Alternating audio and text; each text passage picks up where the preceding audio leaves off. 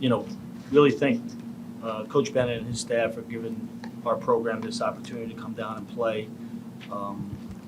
We've always tried to play the very best non-conference schedule that we can play. I believe it holds you ultimately accountable. It's the way you can learn and grow. And, playing a premier program like Virginia with, a Hall of Fame coach like Coach Bennett was a great experience for our guys.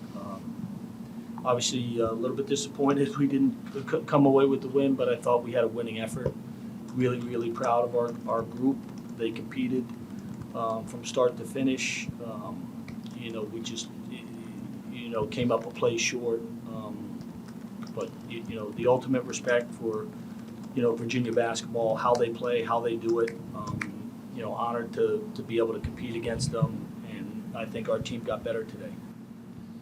Coach, your defense was very sound, particularly in the first half against them. It seemed like Beekman, number 2, was the only one who could really get anything going. What allowed him to kind of carry their offense? Yeah, well, first of all, he's a terrific player.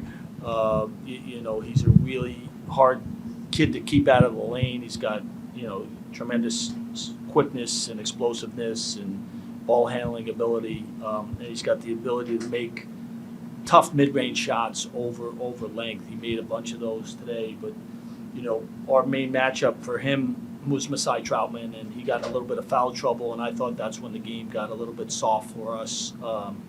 We didn't have a good alternative for him at that point in time. Masai's our best athlete, and I thought he did a pretty good job, but there's a reason he had 5 fouls. Reese is a tremendous player, and I thought he pretty much willed them to victory. Guys were kind of a little bit neutral, and he just made things happen off the bounce. Not only his ability to score, but his ability to find his teammates. Hey, Coach, the last inbounds play, what were you looking for, and what did UVA do that kind of threw the actions off? Yeah, I just think we just mishandled the pass. The timing of the pass was a little bit off. Trying to get the ball to the other side of the court and get a little flare screen from one of our shooters.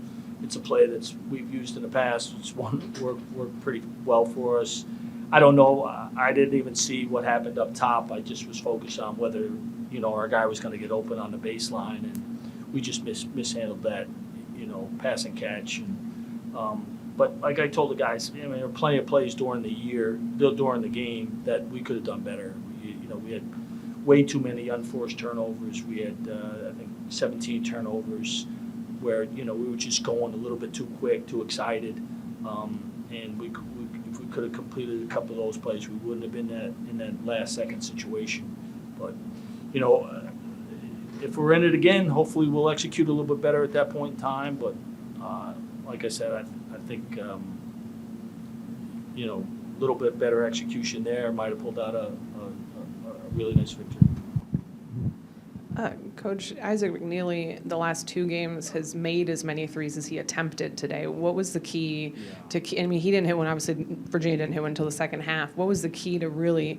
He didn't get a good look really at all until late second half. Yeah, we just, obviously he's one of the best, if not the best, 3-point shooter in the country, and we were aware of that all week in practice, trying to instill in our guys that you can't let them get any separation off the screen. And there's really like 3 guys that have to be involved in order to bottleneck them. You need the guy who made the pass; he's got to get in the gap, and the guy who's guarding him, he can't give IMAC any separation. And then the guy who's guarding the screener, he's got to get involved too, because it takes all 3 guys to execute perfectly. I thought we did an excellent job on him. I know he made a big one late, but for a shooter like him, to limit his looks and then the quality of his looks, I was proud of that effort. Coach, how excited were your guys to be up 6 at halftime, and what did you tell them to caution them to not be too up? Yeah, I thought we played a really competitive first half, but I thought it was a little sloppy. I think at halftime we might have had 10 turnovers, and there were opportunities that could have led to baskets where we just were moving a little too quickly. So we felt like, we had a good game plan. We were executing it well on the defensive end. That gave us a chance. And if we could settle down on offense and be a little bit more efficient, I thought Virginia's defense stepped up in the second half. Ryan Dunn is a tremendous defensive player. They switched him on to Chris Doherty.